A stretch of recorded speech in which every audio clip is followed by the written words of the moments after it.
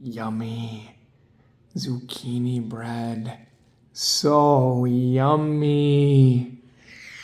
You might be wondering right now why I am showing you this zucchini bread that is delicious. By the way, it's because a friend gave it to me, right? And this friend gave this bread to me to obviously feed me, to feed my tummy, right? But also, when somebody gives us a gift, when somebody comes before us and says, here, I want you to have this, not only does it feed our stomach, right, but it also feeds our heart, right? It makes us feel loved. It makes us feel seen. It makes us feel provided for, right? And I think in life, we need both. We need our physical needs taken care of. We also need for our hearts to be taken care of and for our hearts to be made full, right? How often in life would you be able to say, I'm hungry, right? We say that when our tummies are hungry, but do we ever have it? And do you ever think to yourself, like, I'm hungry for love. I'm hungry to belong. I'm hungry to fit in, right? There are other hungers that we have in life other than just hunger in our tummies. This week in our lessons, we're talking about the corporal works of mercy, right?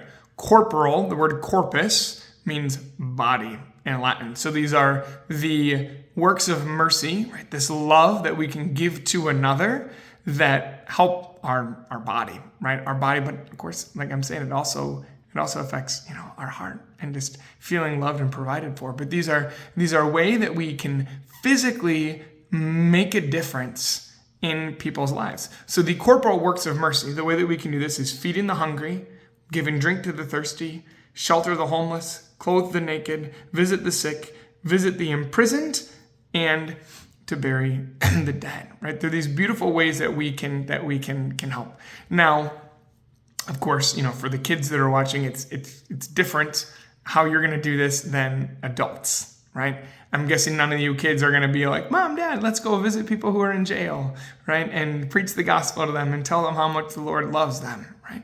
But there's always ways that we might see people in need, right? And that we can help. Maybe it's a friend at school who, maybe they, didn't pack enough for lunch or they forgot something and they're hungry and maybe we have a little extra and, we could share that, right? There's all sorts of different ways. There's all sorts of different ways we can see people in need and we can step up and say, I'm going to share what I have because I know what I have has been given to me as a gift.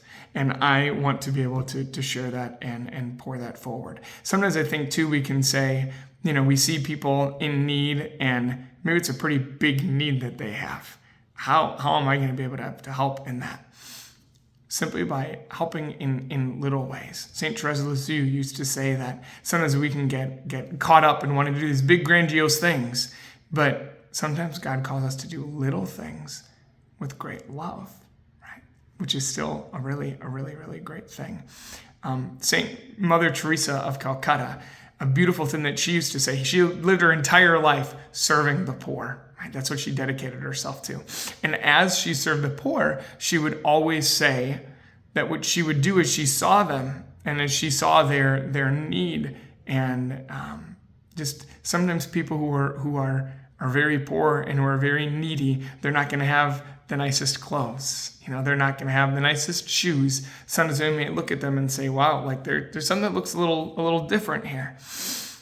And what she would say is that Jesus lives in all of us. And so when I strive to look at them, I see within them, I see Jesus in the distressing disguise of the poorest of the poor.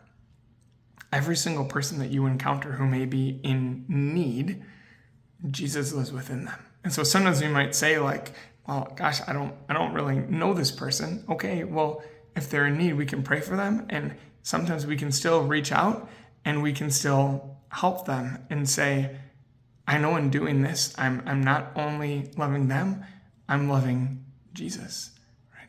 Because Jesus is our brother and Jesus loves all of us.